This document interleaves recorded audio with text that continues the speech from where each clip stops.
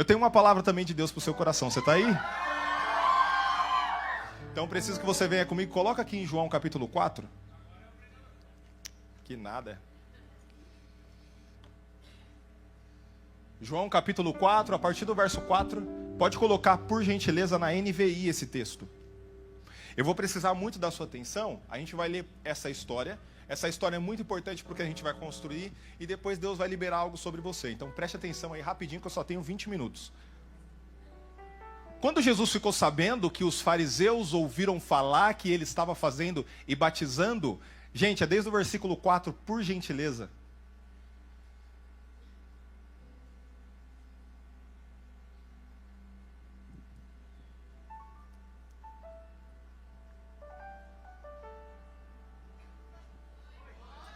Obrigado.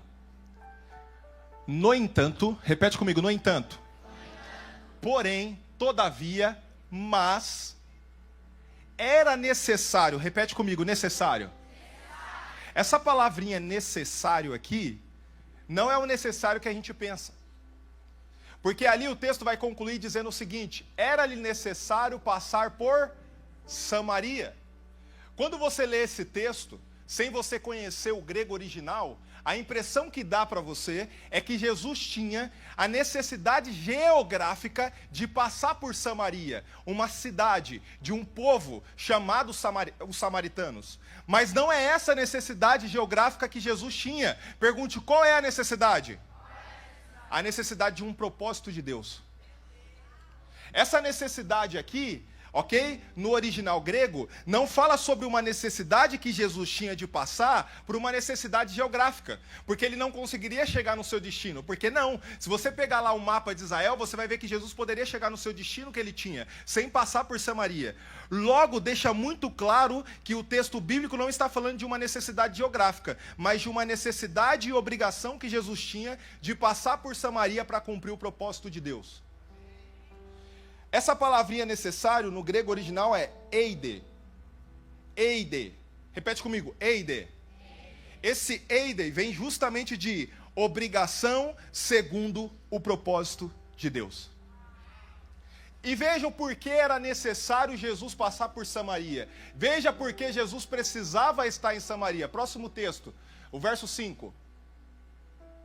Assim chegou a uma cidade de Samaria. Tem só um detalhe. Jesus tinha todos os motivos por não passar por Samaria. Pergunte por quê? Porque os samaritanos não se davam com o povo judeu. Se você ler na sua Bíblia, aí muitas Bíblias colocam em parênteses, ok? Que os judeus não se davam com os samaritanos. Os samaritanos, eles também creem na Torá, assim como os judeus. Só que a diferença é que o samaritano separou tudo da Torá que faz sentido para eles e jogou fora o restante. Isso para qualquer judeu é uma blasfêmia. Isso para qualquer judeu não faz sentido nenhum. Então, logo, eles não se dão bem. Você está aí ou não? Chamada Sicar. Repete comigo, Sicar. Perto das terras que Jacó tinha dado a seu filho José. Aquele José do Egito que foi governador, que teve o sonho. Próximo. Havia ali um poço de Jacó. Cansado da viagem, Jesus sentou-se à beira do poço.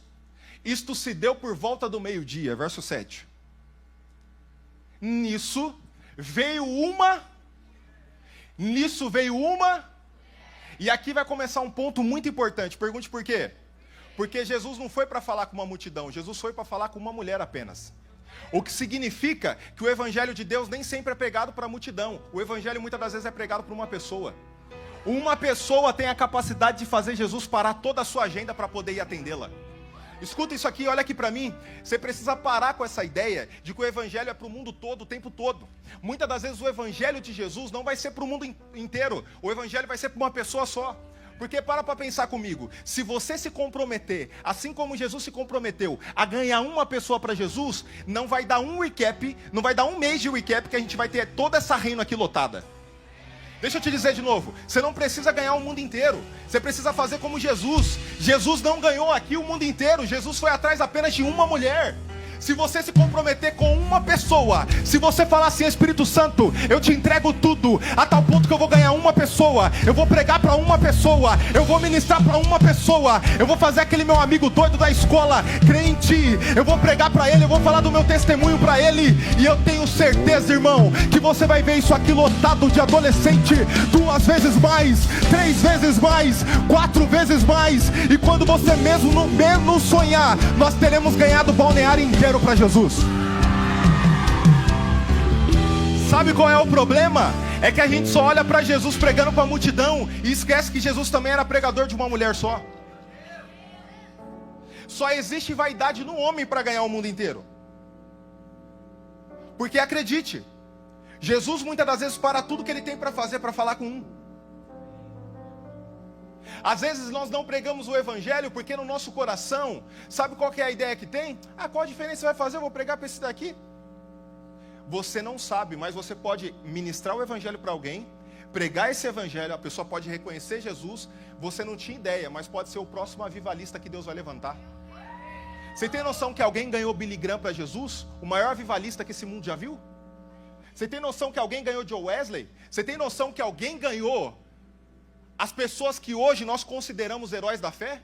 Você tem noção do fruto que pode gerar uma pessoa para o reino de Deus? Deixa eu te falar uma coisa, para Deus fazer um avivamento, Ele não precisa de uma multidão, Ele só precisa de um coração disposto, Ele só precisa de uma pessoa avivada, Ele só precisa de um que fala assim, eu aceito o chamado. Quando você vai ler as histórias do avivamento, você pode ler da Rua Azusa, você pode ler de Gales, você pode ler de qualquer um. Confia no que eu estou te dizendo, porque eu já li muitos desses, e nunca começou um avivamento com multidão. Sempre começou com um e alguns poucos. Um grupinho de oração minúsculo. E é assim que Deus começa a ativar. Você está aí ou não? Olha para quem está do seu lado e fala assim: você não precisa ganhar o mundo inteiro. Você só precisa ganhar um. Eu vou dizer de novo. Você não precisa ganhar o mundo inteiro. Você só precisa ganhar? Olha para o irmão que está nas suas costas e fala assim: você não precisa ganhar o mundo inteiro, só precisa ganhar um. Agora fala para um que você não falou ainda e fala com ele: você não precisa ganhar o mundo inteiro, só precisa ganhar um. Olha aqui para mim, olha a matemática, não precisa nem ser espiritual. Se tiver 200 adolescentes aqui, que eu acredito que tem uns 220, e cada um ganha um, quantos que nós vamos ter no próximo recap? 440.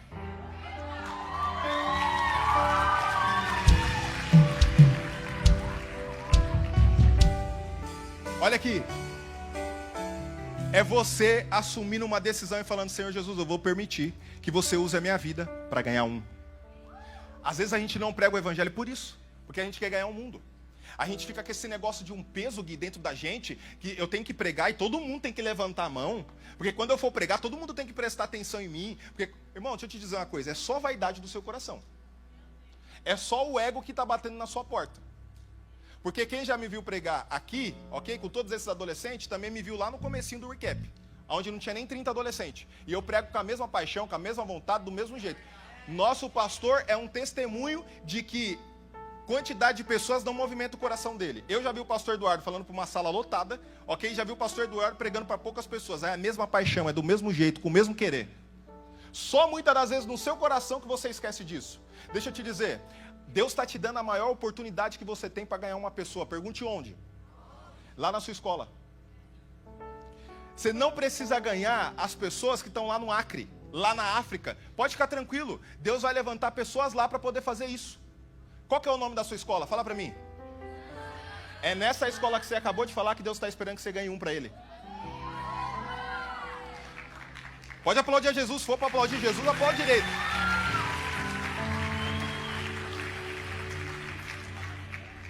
Olha aqui para mim.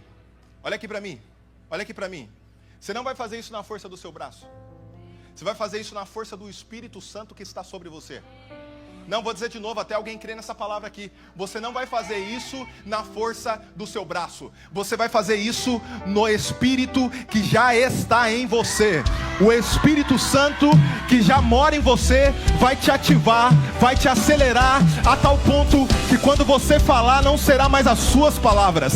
A tal ponto que quando você pregar não será a sua linda palavra, a sua linda pregação, mas será o Espírito de Deus. Eu vou dizer mais uma vez até você crer. você, até você fazer alguma coisa nessa cadeira, porque eu não vim pregar para as paredes não, irmão. Eu vim pregar para os adolescentes mais apaixonados da face da terra. Eu vou dizer de novo, será o Espírito, o Espírito, o Espírito, o Espírito de Deus em você, te apoderando e te ativando para fazer o evangelho dele alcançar mais uma vida. E quanto menos você esperar, aquele amigo que talvez te perseguia vai reconhecer o seu Jesus, vai aceitar o seu Jesus e vai te dizer: me perdoa, é porque eu não entendia, mas hoje eu entendo e hoje eu reconheço. Pode sentar. Vocês estão ouvindo isso de alguém que já passou por isso algumas vezes. Eu cheguei na minha faculdade, irmão, só tinha perturbado. O primeiro amigo que eu se conectei, irmão, eu não vi um cara gostar de mulher como aquele. Sangue de Jesus tem poder. Pensa num moleque que era mulherengo. Aqui não tem isso, graças a Deus, porque se tiver, não coloca pra fora. Vigia, varão. Fica santo aí, senão você vai ver. Veja isso aqui. Passava um, ele já olhava pra trás. Passava uma, né? Ele não tinha esse defeito. Passava uma, ele já olhava pra uma, ele já, opa, onde vai? E aí passou uma, passou duas, passou três, eu estava sempre do lado dele. E ele percebeu que eu nunca quebrava o pescoço como ele quebrava. Aí ele se incomodou um dia e me fez uma pergunta. Qual pergunta foi essa? Pergunte qual? Por que você não olha? Eu estou falando, aconteceu assim, a gente estava parado assim, ó. E aí passava uma, que as mulheres lá onde a gente cursava lá, era tudo riquinha, tudo cheio de dinheiro, das posses. E aí vê, eu só estava lá, irmão, estudando lá porque eu ganhei 50% de desconto num milagre de Deus no Enem que eu fiz. Mas assim, um milagre, entendeu? Só por isso que eu estava lá, que eu não tinha nem condições. Eu pagava aquela faculdade lá, me faltava dinheiro. A Lari tinha que me ajudar. Lembra, Lari? Você mandava para mim poder pagar, a Lari trabalhava para isso, né, Lari? Era um terror aquela faculdade. Aí passava as meninas e ele olhava. Passava as meninas e olhava. Eu nunca olhei. Irmão, não entenda errado não, eu sempre tive vontade, mais do que ele. Ok? Agora, ter vontade é diferente de fazer. Deixa eu te falar uma coisa, você pode ter a vontade que for. O que você só precisa é não deixar a vontade te vencer. Domínio próprio. Então eu falava, não vou olhar. Eu já tenho minha namorada, eu sou um homem cristão, e eu estou aqui para ganhar essa faculdade para Jesus, irmão. E para estudar, não é para ficar olhando para a menina. Aí, beleza. Ele me perguntou, eu falei assim, não olho. Aí eu falei, mas não entenda errado, eu quero. Ele falou, se você quer e você não olha, não faz sentido isso para mim. Eu falei, sim, faz sim. Existe uma força dentro de mim que é maior do que eu. Aí ele, eu até sei o que você está falando, porque eu tô parado na igreja, tinha que ser, né? Tinha que ser crente. Tô parado na igreja e não sei o quê, caca aquelas conversas meio fiadas. Porque para mim, ele falou assim, é impossível, mano, você tá num ambiente desse aqui, você não, entendeu? Esquecer que é crente não de vez em quando. Eu falei assim, não, é possível sim, caminha comigo para você ver. Ele começou a caminhar comigo, deu 2 semanas. Ele aceitou Jesus novamente. Ele voltou para os caminhos do Senhor. E até a última vez que eu tive contato com ele, que foi depois de 2 anos, ele continuava nos caminhos do Senhor. Ele já estava se casando.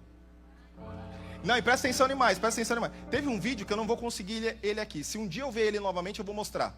Aconteceu um mover muito poderoso numa igreja. As pessoas fizeram uma roda e começaram a orar para uma irmã que estava cadeirante. Certamente alguém de vocês viu esse vídeo, ok? Ela era cadeirante, a igreja inteira orando. A menina levantou e começou a andar. Explodiu esse vídeo na internet. Era a igreja dele e ele estava nesse dia. Ele tinha acabado de voltar para Jesus.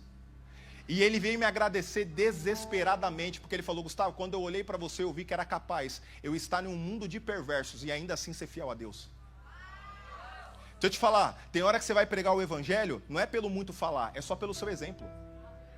Tem muitas das vezes lá na sua escola lá, que você fala, não encontra um momento para poder falar. Acredite, até quando você não fala, você está pregando.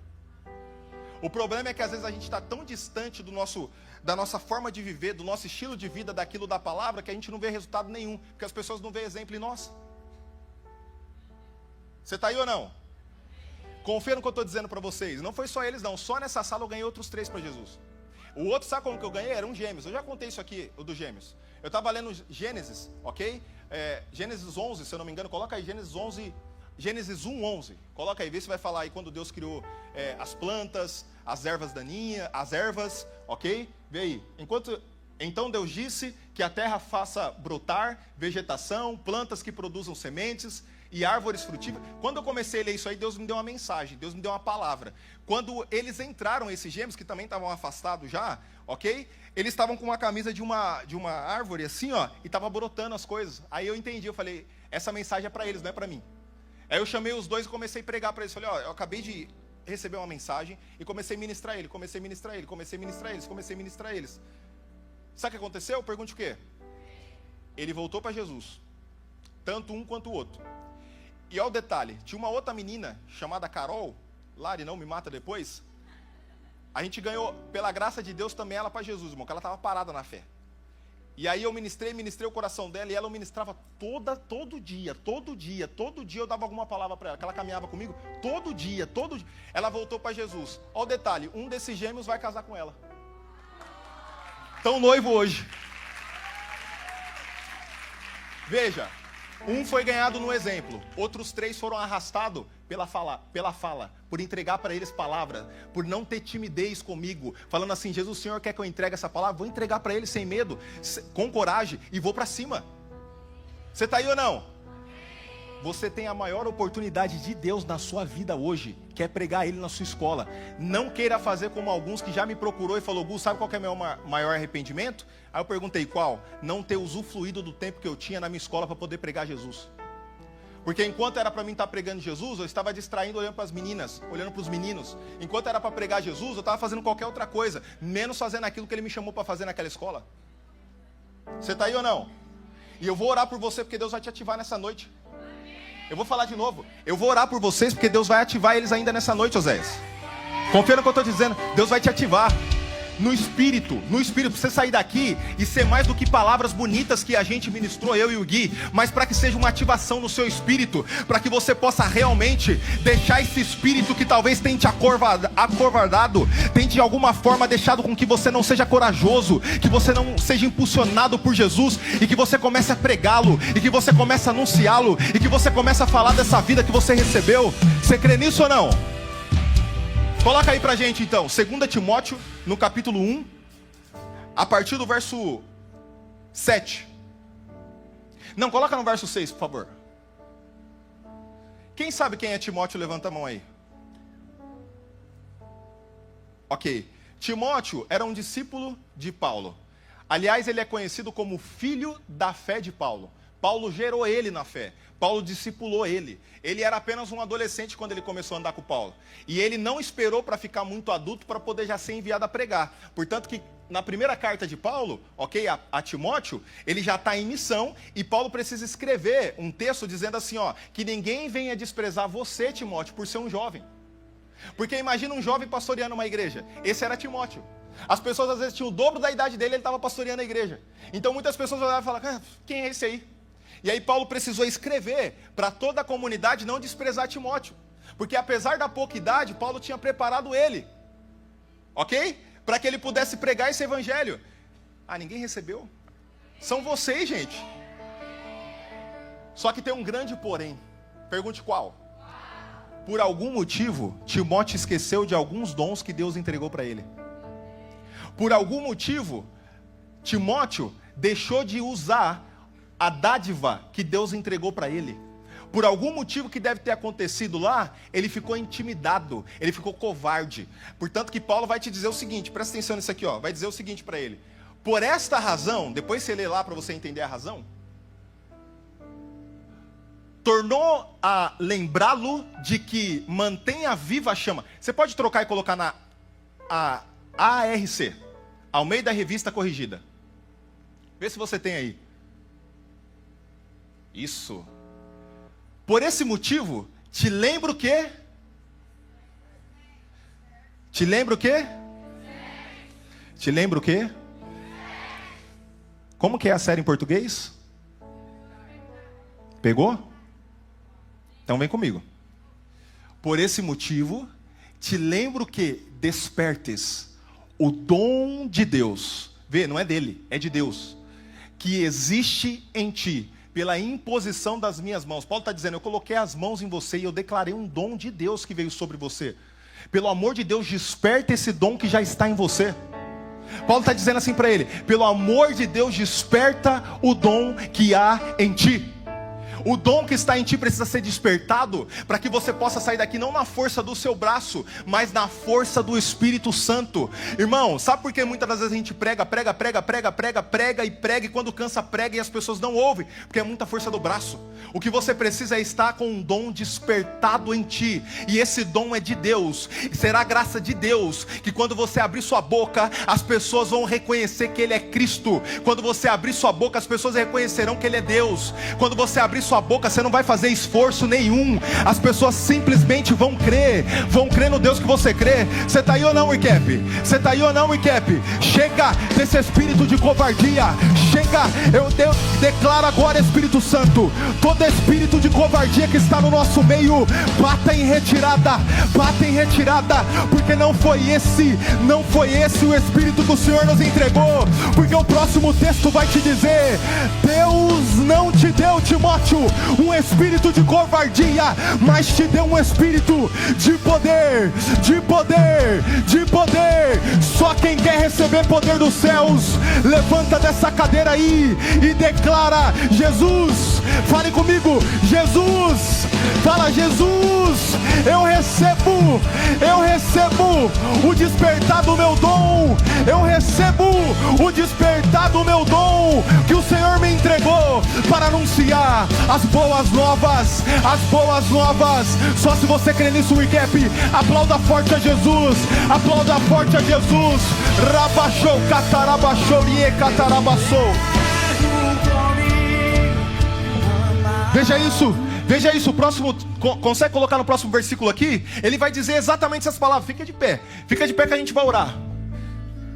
Olha isso: portanto, não te envergonhes do testemunho do nosso Senhor, nem de mim. O que ele está falando? Pelo amor de Deus, Timóteo, não fique com vergonha do testemunho que você recebeu de Cristo, nem o testemunho que você recebeu de mim, Paulo. Não tenha vergonha de anunciar o Evangelho. Fale, vai na ousadia do Espírito.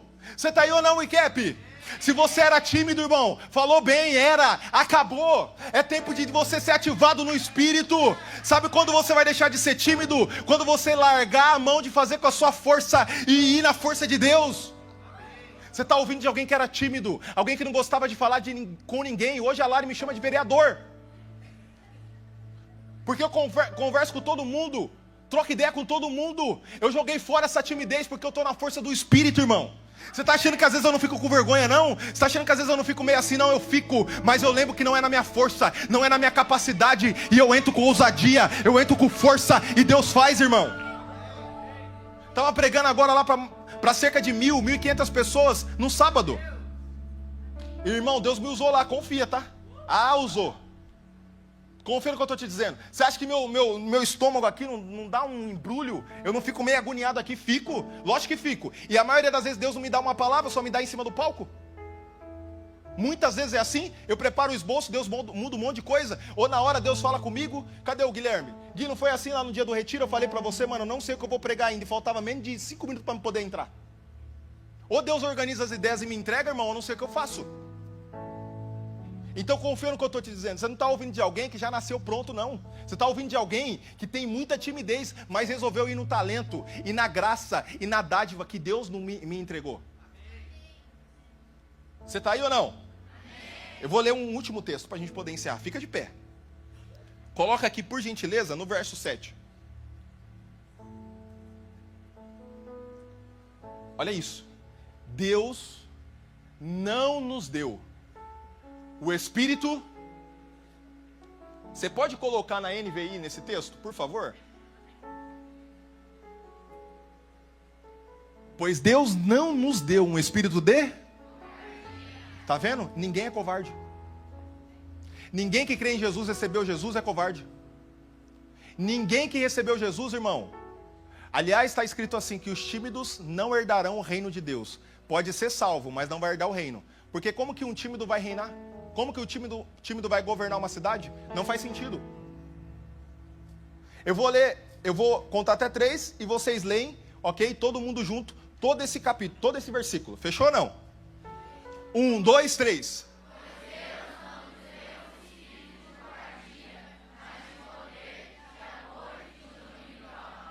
Todas as vezes que bater no seu interior algum tipo de vergonha, você tem que lembrar, esse não é Deus, porque Deus não me deu esse espírito. Toda vez que você ficar com vergonha de anunciar o evangelho, de pregar o evangelho, você tem que lembrar, isso é um inimigo tentando te paralisar. Todas as vezes que você sentir vergonha de testemunhar sobre Jesus, de falar a sua história, de pregar um versículo, de falar alguma passagem, de contar alguma história, de falar suas experiências com Jesus, não é Deus que está falando com vocês. É o espírito maligno que tenta o tempo todo nos paralisar. E o que eu devo fazer? Pergunte o quê? Quem quer saber? Quem quer saber? Quem quer saber? Quem quer saber? Quem quer saber? Você vai falar assim, ó, eu te repreendo pelo poder que é no nome de Jesus. Ele não me deu um espírito de covardia. Eu vou dizer de novo, você vai falar desse jeito. Eu te repreendo em nome de Jesus. Eu não recebi esse espírito de covardia. Eu recebi um espírito de ousadia. Eu recebi um espírito de poder. Eu recebi um espírito de amor. E eu recebi um espírito equilibrado de domínio próprio. Você está aí ou não? Você está aí ou não? E se você, irmão, de verdade se compromete a ganhar um para Jesus, eu não vou falar 20, vou ganhar um para Jesus, realmente falar, Senhor, eu saio daqui determinado a ir na força do seu espírito e quero ganhar uma pessoa para ti, e eu vou testemunhar dessa pessoa. Você vai sair da sua frente, aí da frente vai vir aqui, ó, da frente dessa cadeira e vem aqui, pode vir, isso, venha, que nós vamos orar. E aí, louvor, vamos louvar uma palavra, um louvor de avivamento, irmão, porque Deus vai avivar eles aqui. Deus vai ativar eles aqui.